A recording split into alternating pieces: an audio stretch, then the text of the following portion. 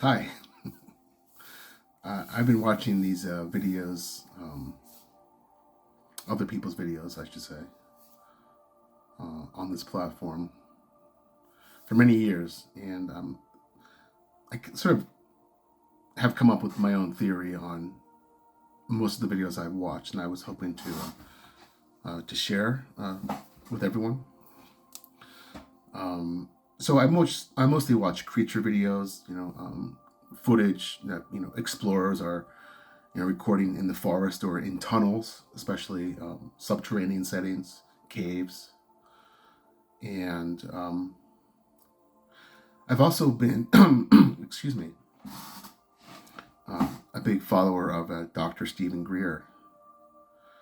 And putting together, aggregating really is how my brain works. Aggregating all of the information that I've been able to watch over the years about cryptids, these creatures that seem to pop up in the forest at night, yet we can't seem to find any remains of, or there's some, we do find some remains, there seems, but in terms of finding the entire body of, say, a Sasquatch, or other cryptids, such as a dogman, or here I live in the Philadelphia suburbs. We have the Jersey Devil right next door in the Pine Barrens in New Jersey. Why haven't we found the corpse of a winged horse-headed creature, which makes a shrieking sound, apparently? And I think the reason is in going back to Dr. Greer. Dr. Greer put out a video. This is the most incredible video that I've ever seen on my life in terms of what I'm interested in and what I was hoping to share with everyone. And that is this video he put out in 2018. It was filmed at the University of Colorado Boulder Law School. I think it's called Public and Private Projects. I may have butchered the title. I'll put a link at the bottom. So I apologize if I didn't get it correct. But basically, he starts off this video with saying that there was an electromagnetic system that could levitate and teleport within a lab, a privately funded lab, not governmental, which was, I thought, very interesting. So I kind of got the impression this was like a based upon other Dr. Greer's videos, that this was like a Breaking Bad scenario. On the surface was a legitimate business, like a legitimate laboratory where they were doing regular research in the public domain. But under that was like the lab where they were doing, not making meth, but in this case making electromagnetic technologies which could extract out of the fabric of space-time different dimensional aspects. And he describes in this video that they were working on this teleportation and electromagnetic gravitic device that could levitate. And then it, to quote Dr. Greer, it hit a certain resonant frequency, and the lab filled up with these interdimensional beings. And there have been other videos, I forget when, more recent, where Dr. Greer said that a lot of these interdimensional beings look like a demon, what you would think a demon to look like. At least what I would think like, or popular culture would portray it as.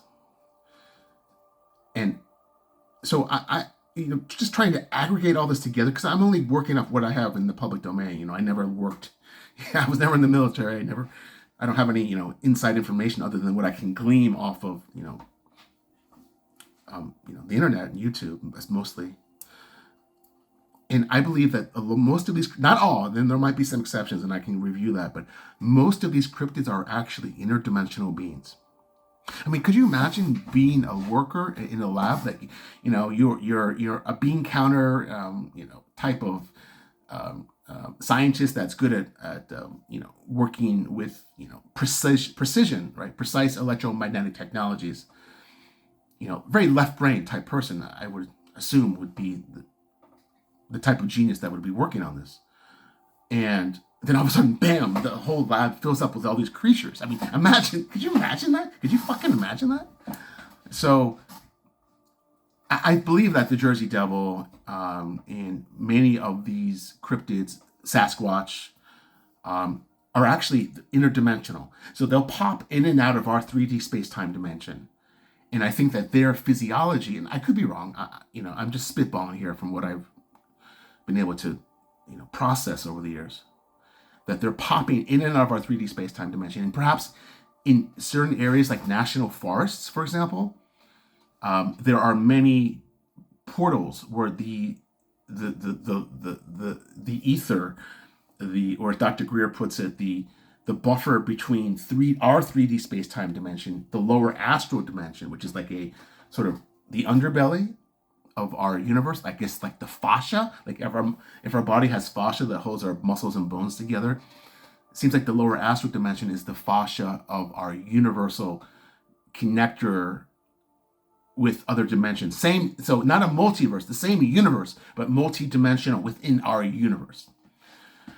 And I believe that's what we're dealing with here. There may be some exceptions. Now, I also believe, my theory is that a lot of these creatures that are called the rake or the pale crawler, I believe those are actually terrestrial. They are subterranean troglodytes, and you see them captured, like a hunting camera, or someone's finds one in their shed, in their hunting shed out, and films it out in maybe a rural area. And this guy lives in Georgia. He had one in his backyard. I don't know. It could have been a guy on meth. I don't know. But mostly they're pale, and their eyes glow like a cat's eye. I think it's called the tapium luceum. I butchered that. I think it's Latin or ancient Greek, but I think it means the ability to see in the dark. So your eyes would glow, and of course, why do you need hair, or why do you need table manners? And if you're living in a subterranean environment. So I believe those are terrestrial, and I think, and I'm thinking that the Hopi and the Dene, the Navajo, when they talk about how they emerged from the earth, in their mythology, in their origin mythology, they're not talking about the Bering Land Bridge and coming over from Siberia, like you might read in most Wikipedia or standard academic journals, but they believe that they emerged from under the earth, and that they probably went there during the Great Flood, the last Great Flood, the fall of Atlantis, about 12,500 years ago.